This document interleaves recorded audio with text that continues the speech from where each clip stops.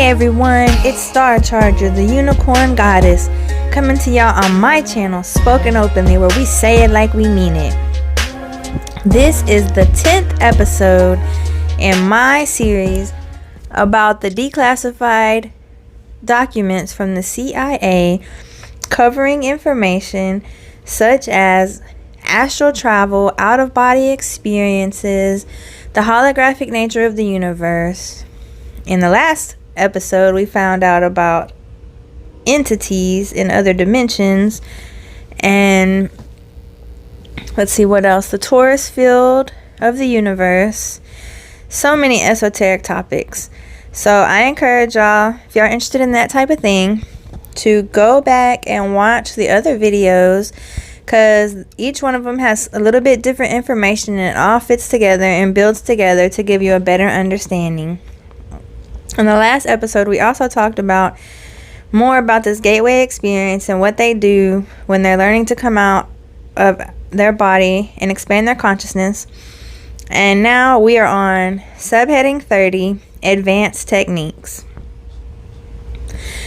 Having reached Focus 10, the participant is now ready to endeavor to achieve a state of sufficiently expanded awareness to begin actually interacting with dimensions beyond those associated with his experience of physical reality.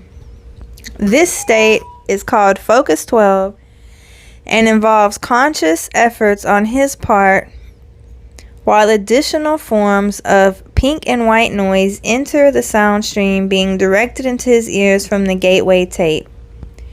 Once the participant has achieved this state of greatly expanded awareness, he is ready to begin employing a series of specific techniques, or quote, tools, as the Monroe Institute characterized them, which enable him to manipulate his newly found expanded awareness to obtain practical, useful feedback of value for promoting self-discovery and personal growth.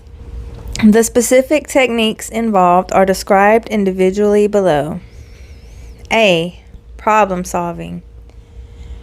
This technique involves identifying fundamental problems which the individual wishes to see solved, fulfilling his expanded awareness with his perception of these problems, and then projecting them out into the universe. Filling his expanded awareness with his perception of these problems and projecting them out into the universe. In this way, the individual enlists the assistance of what Monroe Institute calls his, quote, higher self.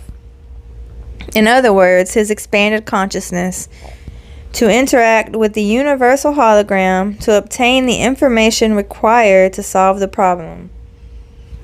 This approach may be used to solve personal difficulties, technical problems in the realm of physics, mathematics, etc., practical administrative problems, and so on. Responses to the problem-solving technique may be received almost immediately, but often they come based on developing intuition over the next 2 or 3 days. Frequently, the response comes in the form of a sudden holistic perception in which the individual suddenly finds that he simply knows the answer in all of its ramifications and completely in context, sometimes without even being able to put his newly found perception into words, at least initially. In some cases, the response may even arrive in the form of a visual symbol which the individual will see with his mind while he is in the Focus 12 state, in which he will have to interpret after he returns to normal consciousness. Y'all, I have not tried this Monroe method, but I can tell you that through meditation, I have done things like that. I have been in meditation and then the answer suddenly comes, or right after meditation, it'll pop into my head, or I'll see a symbol, I'll get the answer. Those type of things do work. Now, B, patterning. Patterning. This technique involves the use of the consciousness to achieve desired objectives in the physical, emotional, or intellectual sphere. It involves concentration on the desired objective while in a Focus 12 state, extension of the individual's perception of that objective into the whole expanded consciousness and its projection into the universe with the intention that the desired objective is already a matter of established achievement, which is destined to be realized within the time frame specified. This particular methodology is based on the belief that the thought patterns generated by our consciousness in a state of expanded awareness create holograms which represent the situation we desire to bring about, and in so doing, establish the basis for actual realization of that goal. Once the thought-generated hologram of the sought-after objective is established in the universe, it becomes an aspect of reality which interacts with the universal hologram to bring about the desired objective, which might not, under other circumstances, ever occur. In other words, the technique of patterning recognizes the fact that since consciousness is the source of all reality, our thoughts have the power to influence the development of reality in time-space as it applies to us, if those thoughts can be projected with adequate intensity. However, the more complicated the objective sought, and the more radically it departs from our current reality, the more time the universal hologram will need to reorient our reality sphere to accommodate our desires. Monroe trainers caution against attempting to force the pace of this process because the individual could succeed in dislocating his existing reality with drastic consequences. Y'all, this is another thing that I have done, that I have proven to myself. There have been so many things, so many examples that I could tell you in my own life about focusing on something and then it happening as if by magic. And that's what this says. This says that not specifically using magic, but by connecting to the universal hologram and impressing upon it your thought forms, you can manifest things in your reality.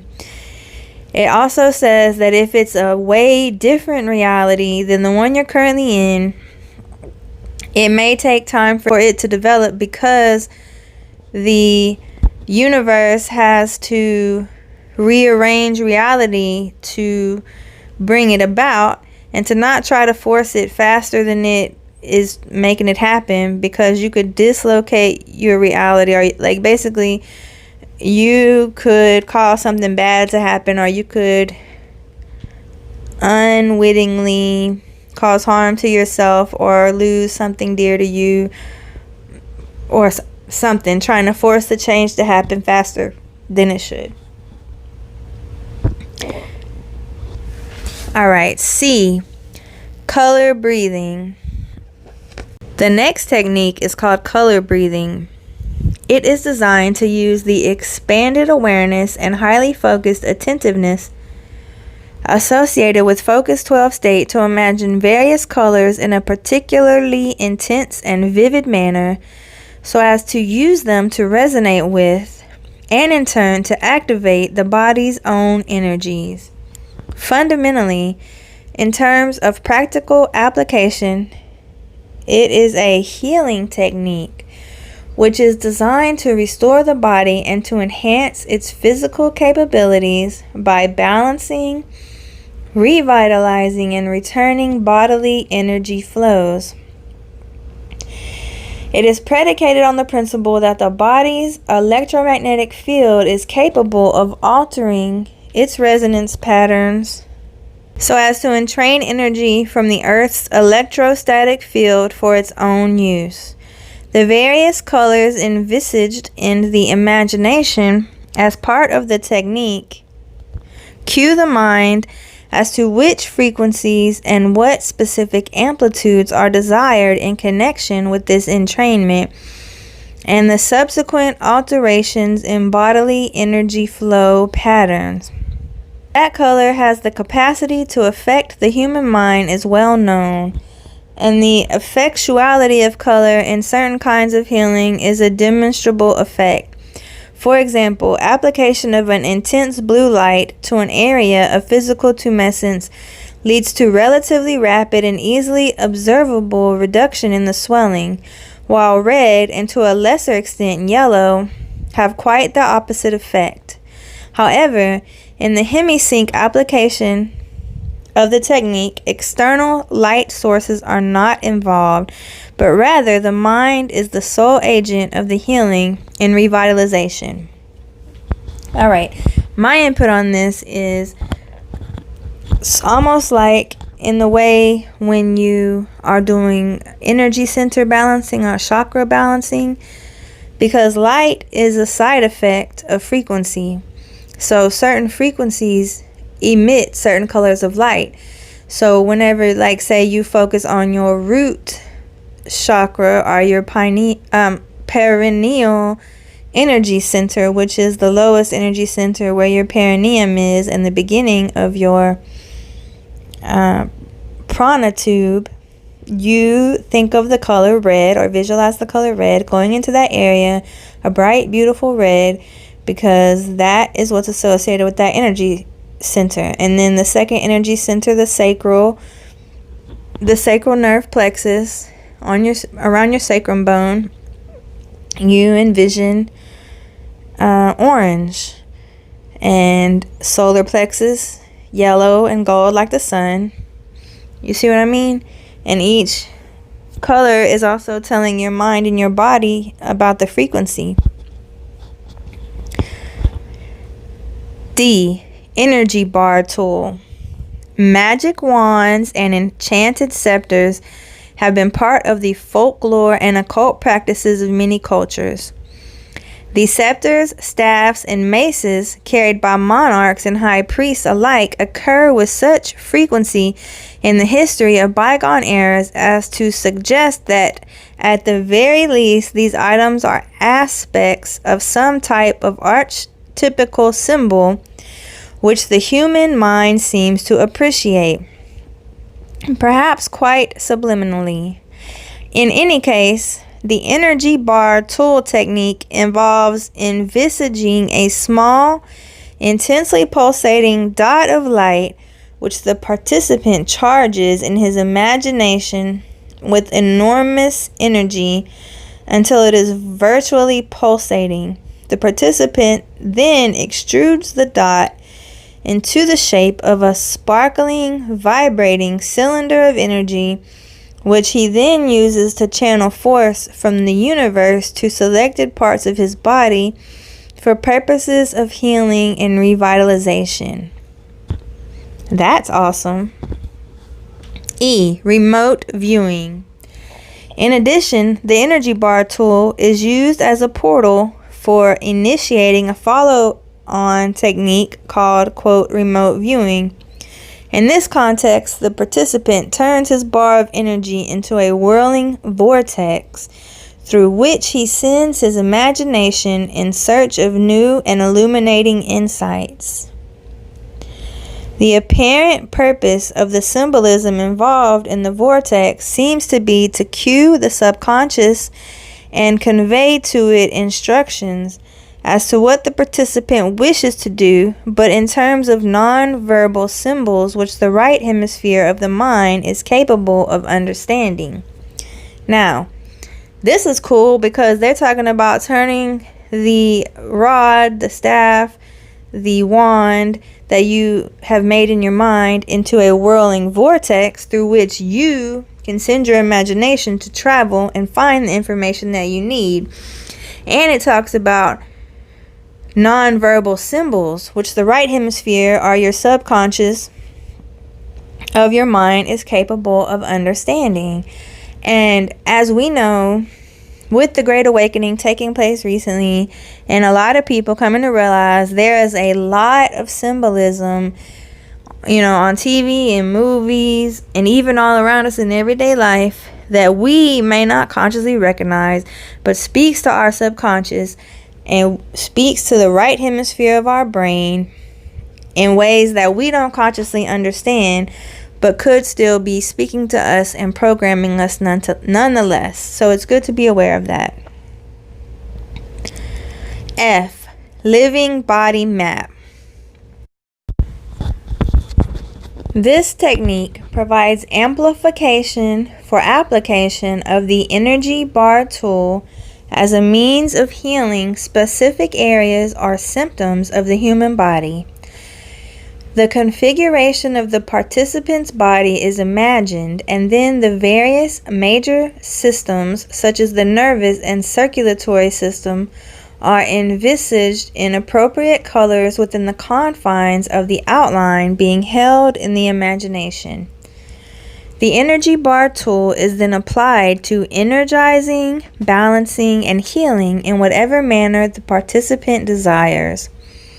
In the process, the participant visualizes various streams of colored energy flowing out of the tool into the organ systems or areas upon which the revitalizing or healing application is being made. Since colors are the results of differing wavelengths of light, didn't I just say that?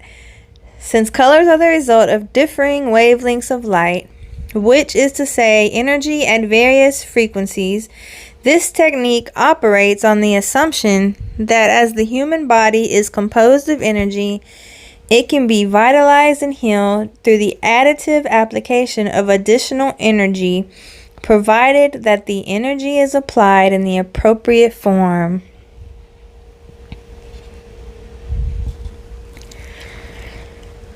Focus 15. Travel into the past. All of the preceding techniques are conducted at the level of expanded awareness known as Focus 12. However, the technique of time travel into the past involves further expansion of consciousness through the inclusion of additional levels of sound on the hemisync tapes. Some of the sound is probably merely an intensification of the basic hemisync frequencies, being designed to further modify brainwave frequency and amplitude.